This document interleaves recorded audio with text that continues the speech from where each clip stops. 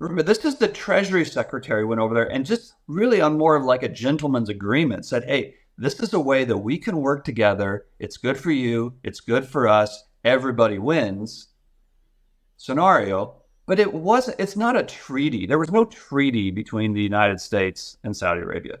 Congress did not ratify this agreement. This was an executive branch program that was launched that worked stupendously well. It is probably, I would argue, it is one of the greatest deals in American history. There are no pacts between lions and men. Hey everyone, and welcome back to Milkshakes Markets Madness. My name is John Kutsmeda. This is Brent Johnson, the man behind the dollar milkshake theory. If you don't know what that is, you're in for a treat, and you can learn more at the top of the YouTube channel. There's a playlist that says "Start Here" that will fill you in on all of that. Those who watch us regularly will note that Brent seems to be on a summer tour. Last week, he recorded from a hotel. He's recording from a fresh one. Brent, where are you this weekend? This weekend I'm in Fort Lauderdale. I just did the real estate guys summit. They have an investor summit, where they don't just talk about real estate. They bring in people from different areas to kind of help educate all their members on things other than real estate in which they are already experts. And so they're actually getting ready to go on a week-long cruise. I wasn't able to go on the cruise, but I was able to come up for the last day and a half and spend some time with them, and it was fun. Excellent. Well, speaking of real estate, we've kind of plugged the last couple episodes, at least last week, the release or the upcoming release of the project that we're doing called Macro Alchemist, the inaugural or flagship research project that we're going to release is focused on real estate. Do you want to give a little teaser on that? Because I think at the start of the week, we're going to share that with everybody. Sure. Well, so, again, for those who haven't heard before, this is kind of a project that a friend of mine who for now is remaining nameless and kind of incognito have been talking about launching for a while. He's been a long time, investor and market participant working for very large institutions around the world. And, this was kind of his brainchild, but it really dovetailed nicely into what we talk about a lot. And that is that despite the problems in the U.S., there's even bigger problems elsewhere. And so we're starting off with somewhat of a take on global real estate focused on China, but then also how that impacts, other markets, specifically other real estate markets around the world. And I'll just leave it at that for now, but hopefully people will check it out and read it and gain some insights in how these markets are different, but how they're also very interconnected. Yeah, so stay tuned for when we give the nod where everybody can go and dive into that and read that. It'll be at macroalchemist.com, hopefully at the start of the week. So please stay tuned and feel free to check in at that.com at your convenience as the week unfolds. Speaking of real estate, one of the things that's very critical and one of the things that real estate is very sensitive to are interest rates. Now, this week we had inflation data come in within or very, very close to estimates, slightly estimated numbers, and the market did like that. Do you want to talk about the CPI data and where you think the Fed is going to springboard off of that as far as their policies? Yeah, so I think, we had more data came out this week, and, it came in at expectations or lower than expectations. So, but not dramatically lower, but not hot, not hawkish. And so when the CPI came out on Wednesday morning, which was before the Fed, the market jumped quite a bit. But then, Powell came out and, it's funny because I think the last couple of press conferences have not been Powell's best. And I feel like he's been a little bit more wishy-washy, maybe because they're in this wishy-washy stage. But what was interesting to me was that they indicated that they do think the markets or the monetary policy is too restrictive. Which I don't necessarily agree with, but that's what they stated. And here's the interesting thing is their projections for the economy for the rest of the year didn't show any change, but yet they were still predicting up to 2 rate cuts. And so I thought one of the best questions in the press conference at the CPI was when, one of the journalists asked, well, if you don't see the economy weakening at all, and in fact staying strong, then why on earth are you pricing in, or why are you expecting 2 cuts? And, Powell's response was that basically saying, we don't want to stay too restrictive to too long and then have to try to save things. We would rather kind of ease into it. So he's basically saying, we're trying to engineer a soft landing. And so I think what's probably going to happen is I think over the next 2 months, we're going to have these very similar to what we've had in the last couple of months, where we have very neutral data and there's something in it for everybody. Some things are going to be a little bit hot. Some things are going to be a little bit weak. But I don't think they're going to cut again in July. There's another meeting at the end of July. And then 6 weeks later, there's another meeting in the middle of September. I don't think they'll cut in July, but I do think that they will cut in September. And I think they will cut, even though it's just ahead of the election, I think they'll do it just to say they did it and just to say that, because, remember they got it so wrong a couple of years ago and they don't want to lose more credibility. And so I think they don't want to not cut now because they've said and indicated so strongly that they're going to. But it's very possible that they just do one and be done. Or it's possible that they end up having to cut aggressively into weakness because the economy's coming down. But either way, I do think the Fed wants to cut. They're pretty clear that they want to cut. This is despite the fact that numbers are pretty good. The economy is in good shape. And I know that there's people who are going to hear me say the economy is in good shape. Say, well, you don't, the fundamentals underneath the waves, underneath the horizon, it's not quite as simple. Listen, I totally agree with you. I'm saying as of right now, things are fine, but based on things under the surface, it could become not fine very quick. And that's kind of what Powell, I think, was saying is everything's fine now, but we don't want to wait for these, waves to start crashing before we start acting. So I think there was a little bit of wishy-washiness in it, but, the market was higher. Bonds rallied like crazy because when interest rates go down, bond prices go high. So that was pretty interesting. And, I think at the end of the week, markets finished kind of at their all-time highs. And the bond prices were, rallied dramatically into the week as well. One of the areas where there's a big emphasis on a problem in the underlying economy, like you were pointing out, we're looking at data sets and reports that a lot of people would argue aren't very accurate, or at least not very honest. So when you're looking at the real economy, one area that gets a lot of attention is the commercial real estate. And certainly this goes in line with the Macro Alchemist report. But with commercial real estate primarily being a regional or small local bank situation, and you look at these small banks in terms of their balance sheet, they get to mark certain assets, specifically government bonds, not mark to market, but hold to maturity. So underneath, you can see that their balance sheets are a big issue because the bonds they bought in 2020 are now undervalued. And so if there is some sort of concern, a lot of emphasis is on the commercial real estate market. Now, we could also say that this isn't any kind of black swan because we know it exists. But do you think, given some of the other factors, certainly the euphoria in the market, as I mentioned, maybe it's because participants have been front-running the booms and the busts and are expecting the Fed to come in.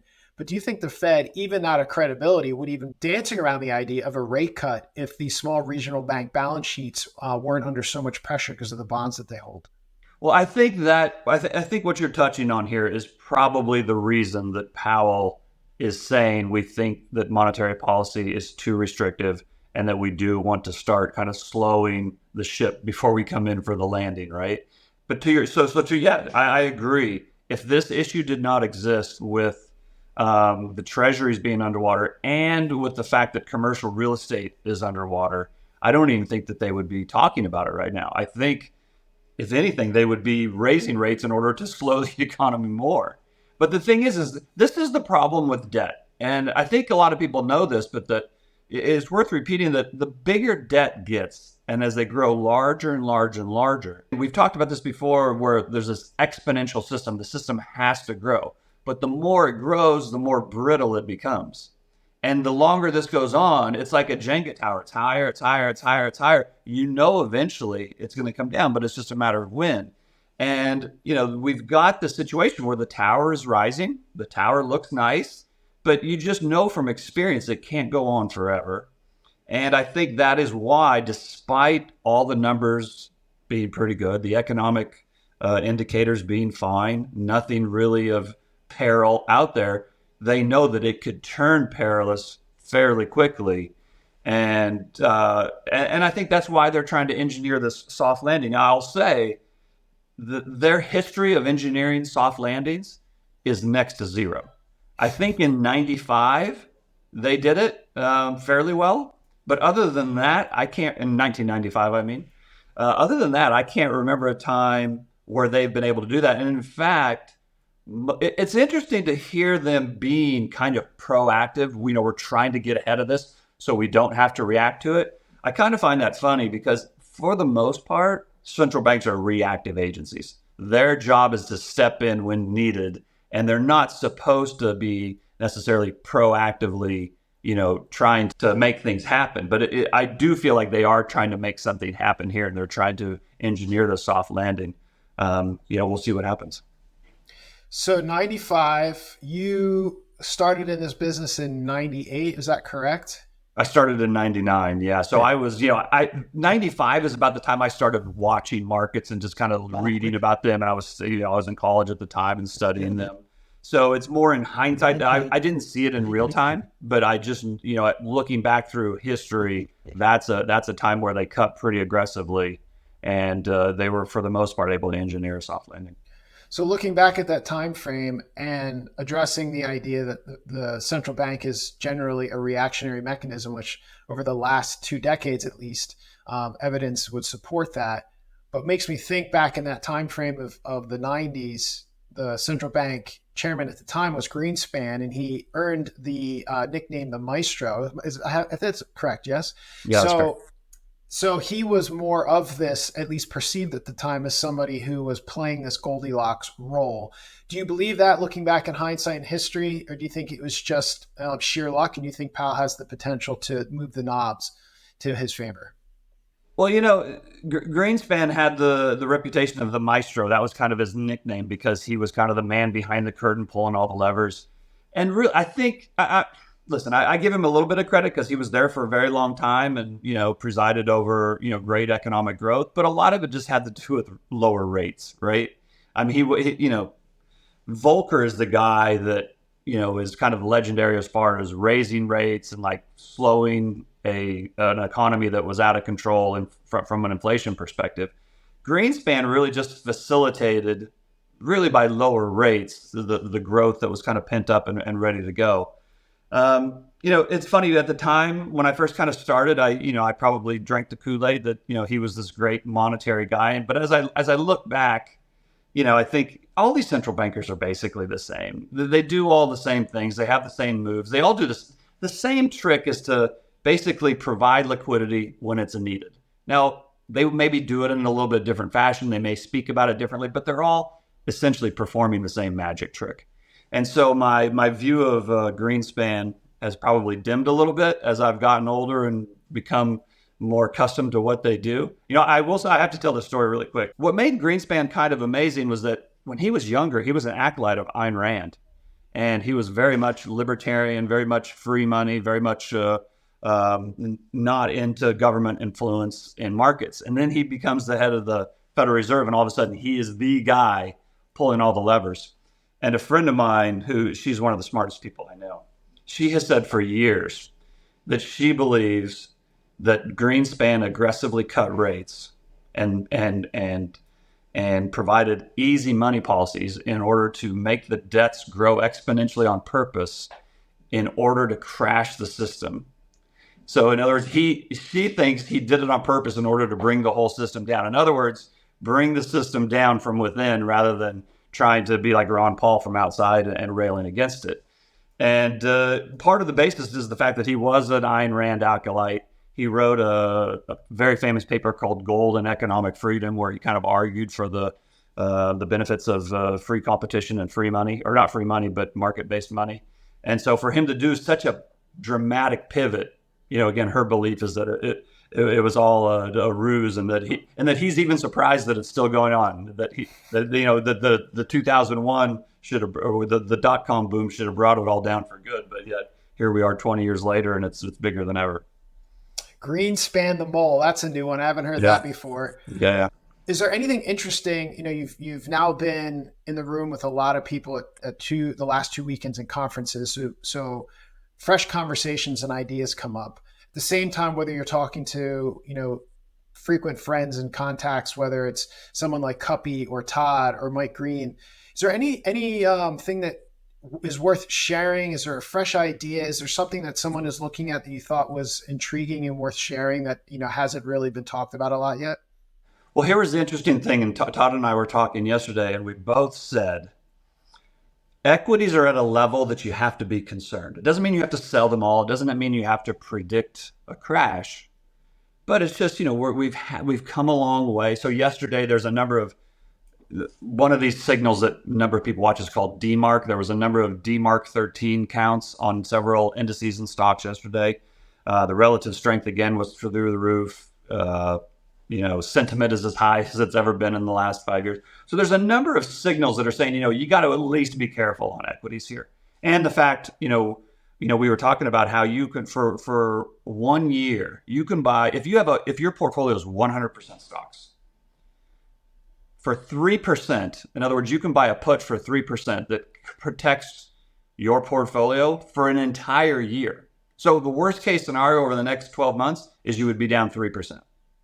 But then you would have all the upside of the S&P 500 over that time period. That's pretty cheap. To be able to 100% protect your portfolio for 3%. So we kind of talked about that. So for all those reasons, we're at a level in equities where you have to be concerned. That being said, it's hard to find somewhere else to go that looks attractive or that looks more attractive. Again, I know there's people out there saying, no, you got to buy Bitcoin, you got to buy gold. Yeah, yes, as far as a diversified portfolio, you have to. But again, there's no one other thing out there that's really like lighting up, wow, we should go buy copper. Wow, we should go buy, real estate. Wow, we should go do this, because everything is kind of at its highs. Everything has kind of reasons that you would not buy it. And so what Todd and I were talking about is, with a lot of people that we talk to, they feel the same way, right? And so when everybody feels the same way, then it's probably wrong, right? But the funny thing is, it's kind of like the snake eating itself, because even though we agree that everybody's looking at it the same way and that can't be right, you can't find any place else to really go to that's really exciting. And so, it's almost like we're in neutral. And, I've said this before. I've been doing this for 25 years now. This is the hardest time to manage money I can remember, because there's so many different factors at play, and there's so many different ways that this can go. And so I'm doing my best to be prepared for everything, rather than just trying to figure out one thing that's right. I'm trying to be prepared for all scenarios. And but the point I would make to your question is, I've talked to so many people who are kind of in the same boat, and they kind of feel the same thing. Energy traders haven't had a great year. Precious metals investors didn't have a good first couple months. Then they had a great 6 weeks, and now for the last 4 weeks hasn't been so great. Real estate guys are just kind of holding on for dear life, right? With the commercial real estate. Copper made a huge run and then had a huge pullback. The grains had a big run and now they've pulled back. And so there's no one area that's just like really booming right now, other than AI and equities. But those are the level that makes it unattractive to enter. So it's really a weird time. Well, at least with all those things you just shared, at least the insurance is cheap. I mean, there's some comfort in that. That's right. And that we talked about that too. The fact that you can just sit in T-bills with a portion of your portfolio and get 4 or 5%. I mean, that's a great optionality to have. Awesome. Well, let's get into the biggest topic of the week, or at least at the end of the week, the petrodollar, the end of the petrodollar, the end of the so-called 50-year agreement, 80-year agreement. It has to be true when articles can't even get the histrionic number of years that it existed correct. So let's just jump right into it. Brent, give us, your take not only on the petrodollar overall, but, shine some truth or some light on what this whole thing was about. Okay, so this is a very huge topic, and I'm going to do my best to kind of summarize it as best I can. But this was one of the more maddening weeks. When we started this channel, it was going to be, not just about markets, but also madness, and we were going to point out the things that were just people were losing their minds over. Well, this fits well into that category. And I don't know why it still surprises me, but it still surprises me when people are so willing to believe something just because they want it to be true. Right. And So as we go back to this, let's talk about what they're talking about to begin with. So in the early 70s, the U.S. cut its link from gold on the dollar. And so from like 71 to 73, we really had just free floating currencies that were not backed by anything. And it kind of had somewhat of a mini currency crisis. At the same time, OPEC countries in the Middle East started boycotting certain countries who they felt were unfairly helping Israel against Arab countries in a military conflict. And so they started an embargo of oil to Western countries. And as a result, oil prices skyrocketed, oil supplies fell, we had gas lines, and, everybody's economy runs on energy. You have to have energy to run an economy. So this was causing problems not just in the U.S. and not just for Richard Nixon, but all over the world. It was causing problems in Japan. It was causing problems in Europe. And so in 73, the head of Nixon sent the head of the U.S. Treasury. His name was Simon. I don't remember his first name. Anyway, doesn't matter. The head of the Treasury went to the Middle East, and he met with a number of different countries, but he specifically went to Saudi Arabia, and he met with the head, the family, the Saud family, and they convinced. And here's where many people get this wrong. They think that the whole agreement was just about pricing oil in dollars. That's not exactly correct, because oil was already priced in dollars.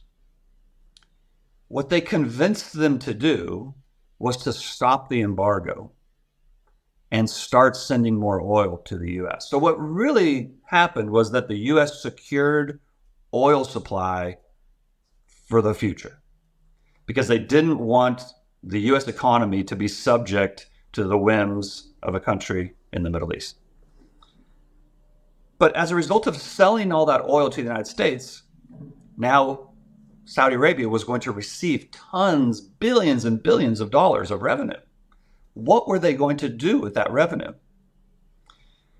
At the time, their economy was extremely small. There was if they would have put all of that money directly into the Saudi Arabian economy, the prices would have exploded.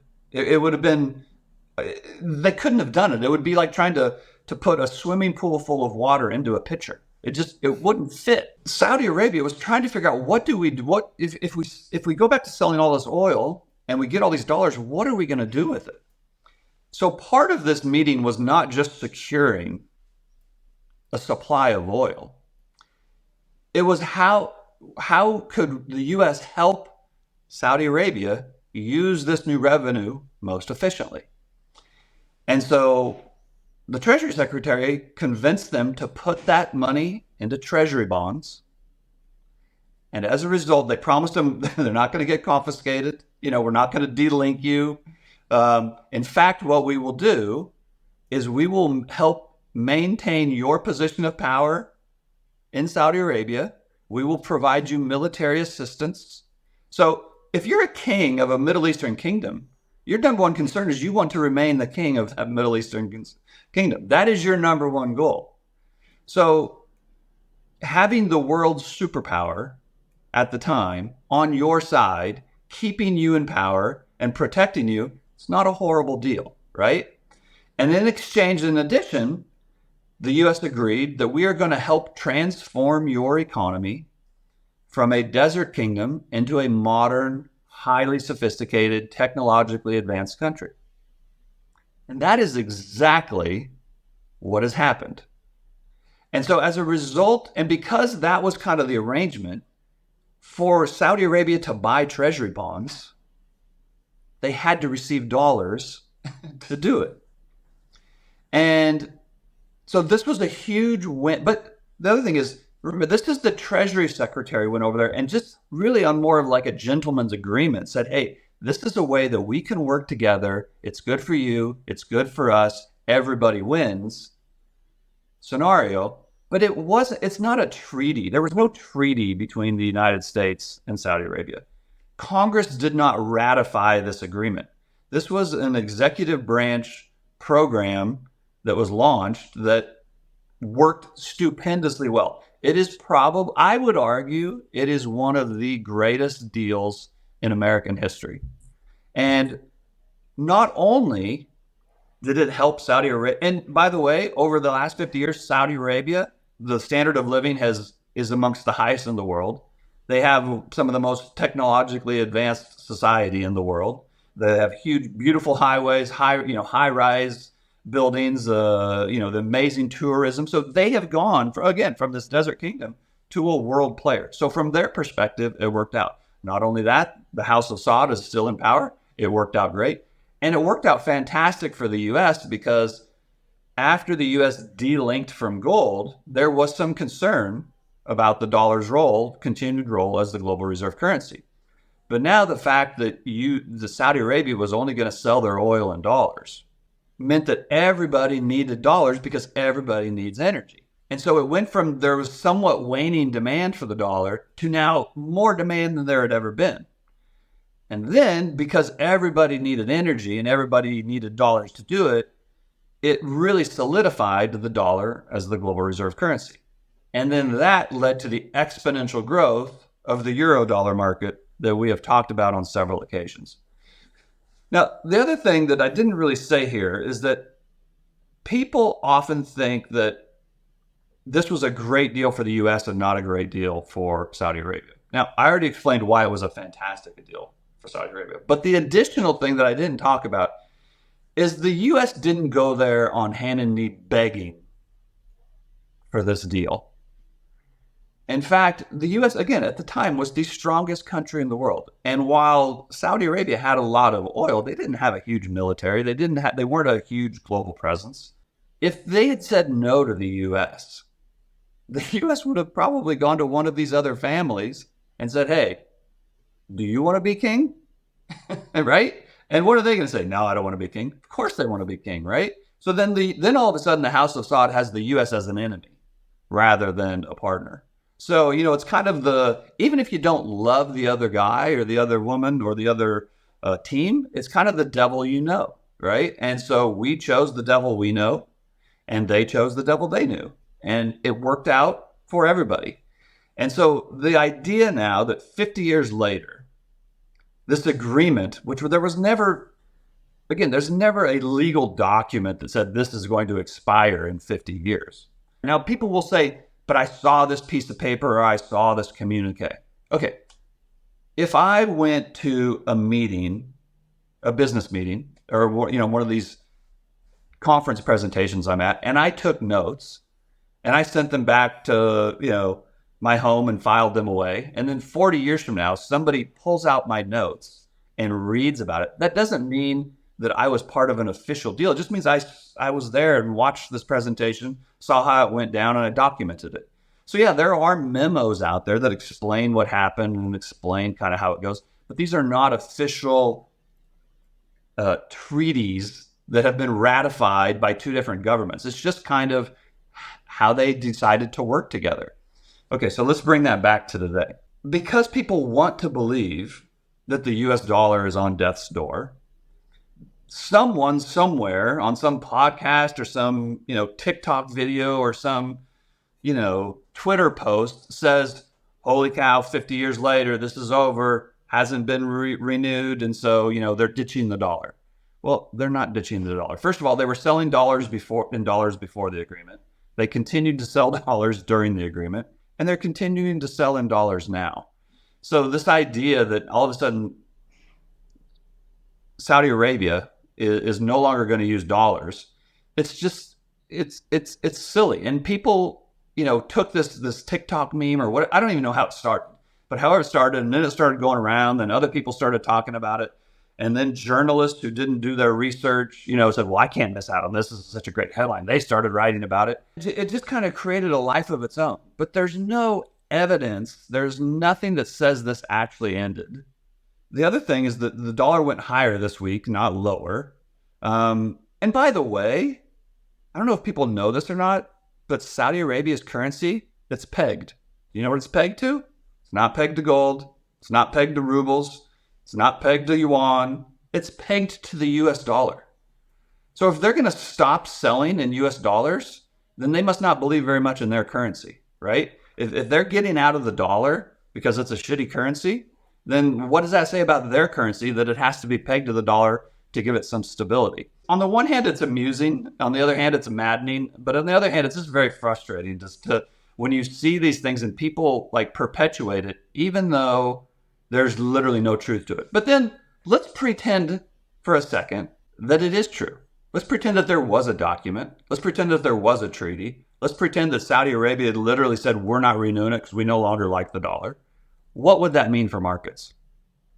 Well, a lot of the people that have been reposting this is saying it means it's horrible for the U.S. The dollar is going to lose global reserve status. It's going to fall. It's going to go away. It's not going to be worth anything. You're going to lose all your money and you got to get into gold or you got to get into Bitcoin or whatever it is.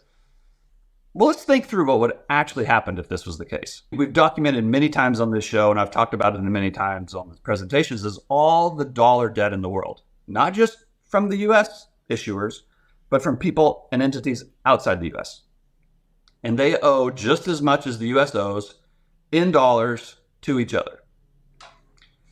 So if Saudi Arabia stops selling oil in dollars and starts selling it in yuan or gold or rupees or whatever it is, rubles, then that means there's going to be less dollars circulating in the world. And if there's less dollars circulating in the world, that means there's less supply of dollars available. And if there's less supply of dollars available, how are the countries and entities that owe all this US dollar debt going to service and pay off that debt? It'll be harder to get dollars rather than easier to get dollars if it's no longer sold in dollars. And so all of a sudden, those debts that are no longer getting serviced and are no longer getting paid off start to go into default. What does that cause? It causes a further supply crunch where there's even fewer dollars available, but all the debt still exists. And so you get the situation where if this actually happened, the price of the dollar would rise on the global stage versus its peers rather than fall. So then you get into the question, well, if the dollar is rising versus the other currencies, then why on earth would you sell your most prized commodity in a weaker currency than the dollar? Even if these headlines are true, which they're not, but if they were true, it wouldn't have the effect that many of the proponents of this theory are saying it would have. So, I encourage people when they see these headlines, I'm not saying to ignore them. It is news. If somebody says this is happening, it is worth seeing. Well, is it really happening? But, don't just accept the first conclusion that you read. Part of the reason we do this show is we want to try to help educate people of how the system actually works and the way things, kind of go on both behind the scenes and in the real world. And so when you see these headlines, you really have to think a little bit and make sure you understand what the implications are. Because oftentimes when things are getting sent around like this, there's a certain motivation that these people have in order to do this. And you got to think about what their motivations are. And for those people who say that, well, Brent, you have a motivation too. You're trying to push a narrative. Yeah, that is true. But I'm also trying to give you both sides of the story. And I don't really care whether you believe me or not. I'm trying to get you to understand how the system works. And you can ultimately decide for yourself. But what we really want, and what we hope people get out of this show is kind of a more balanced take. What's going on? What does it actually mean? And I think this week perfectly was representative of the type of stuff that we try to debunk and try to help people think through. It's the Italian statement, cui bono, who That's benefits. Right. That's right. And, when something like this comes along, those who benefit from trying to sell you, whether it's a Bitcoin investment strategy or precious metals investment strategy, and all those things are an important, part of the portfolio, depending on what your investment time horizon is and what your risk profile is. So not to say any of those investments don't have a time and a place, but there are people who are definitely trying to benefit by selling you a narrative instead of really looking underneath the hood and getting the actual details on it. I'll also highlight one of your mic drop moments. You did a debate on Zero Hedge with Jim Rickards, and you had talked, it was a 2-hour long thing, but there really is this 2-minute soundbite that's priceless, because you're talking about the euro dollar market. And for those who are somewhat unfamiliar or need a little bit more detail on that, please, again, we talk about it every time at the start of the podcast. Go to the Start Here playlist. we introduce you to those things in a couple of 50-minute clips, so we won't do it here. But the euro dollar market is basically these countries in the periphery outside of the main US that have lent to each other dollars. They owe those debts to each other. So if there was ever a mass default, or, as people often push on you, Brent, well, what if everyone just decides they no longer want the dollar? Where they're basically defaulting on each other first. Eventually that will come home to roost, but the mic drop moment you had with Jim was saying, okay, what will happen to the dollar when these debts start to go into default amongst each other before it even reaches the shores of the US? The euro dollar market outside the US, these entities, they don't have the ability to create dollars out of thin air. So they actually have to go source them somewhere. The only people that can create dollars out of thin air is the US government. And so, if you think about the Cantillon effect, the people closest to the money benefit the most, and the further you are from the money, the less you benefit from it. That's kind of the euro dollar market. As long as everything is working and, the music is playing and money is circulating, the euro dollar market works just fine. But the minute the music stops and you start to get this credit contraction, they have nobody that can bail them out, unless the US decides to bail the rest of the world out. And so far, for the most part, the US has decided to do it. But they have not decided to bail the rest of the world out to the detriment of the US. And so in that situation, the US will get bailed out first, and then the rest of the world will get bailed out. But the other thing I would say is, a lot of the times when people talk about the impending or the imminent or the eventual death of the dollar, it all has to do with the fact that we have too much debt and there are consequences to have too much debt. What I find hilarious is that then the same people who say the U.S. has too much debt and there are consequences to having U.S. debt will then, as part of their argument for de-dollarization, say the rest of the world is just going to default on their U.S. dollar debt.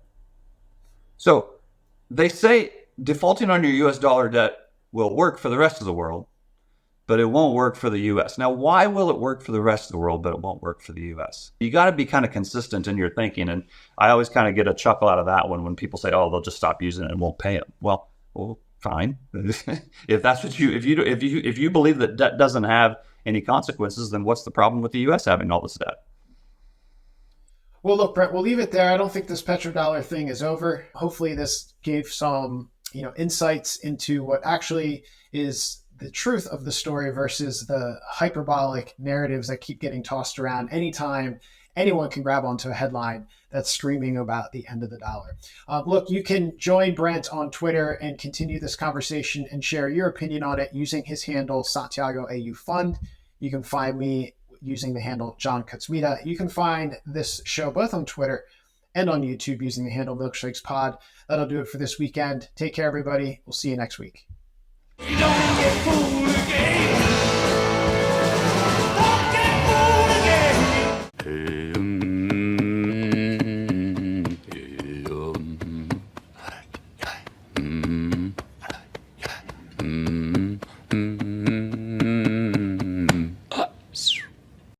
This show is provided for entertainment and informational purposes only. It should not be relied upon as legal, business, investment, or tax advice. Neither the hosts, guests, nor any funds they may manage intends to make an offer or solicitation for the sale or purchase of any specific securities, investments, or investment strategies.